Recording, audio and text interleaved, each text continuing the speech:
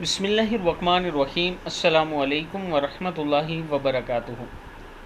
Daily محمد channel کی طرف سے آج میں اپنے دوستوں کو تکبر کا انجام بتاؤں گا جو رسول اللہ صلی اللہ علیہ وآلہ وسلم نے بتایا ہے۔ اس سے پہلے میں اپنے تمام دوستوں سے گزارش کروں گا کہ میرے اس چینل کو آپ نے ضرور سبسکرائب کرنا ہے تاکہ ڈیلی آپ تک اچھی ویڈیو پہنچ سکیں۔ تو شروع کرتے ہیں آج کا لیسن۔ بسم اللہ الرحمن الرحیم۔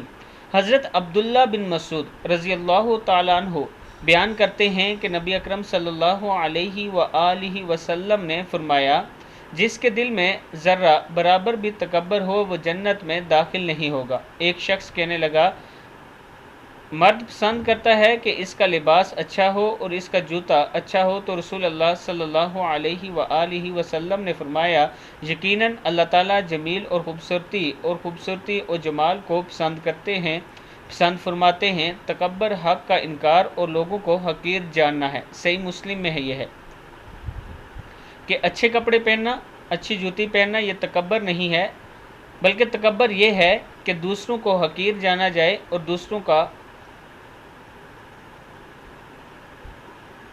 کے حق کا انکار کیا جائے اور حق کا انکار کیا جائے، اس کو تکبر کہتے ہیں۔ یہ رسول اللہ صلی اللہ علیہ وآلہ وسلم نے فرمایا ہے۔ آپ خود بھی یہ پڑھ سکتے ہیں اور اس ویڈیو کو بھی آپ دوستوں نے آگے زیادہ سے زیادہ شیئر کرنا ہے۔ السلام علیکم ورحمۃ اللہ وبرکاتہ۔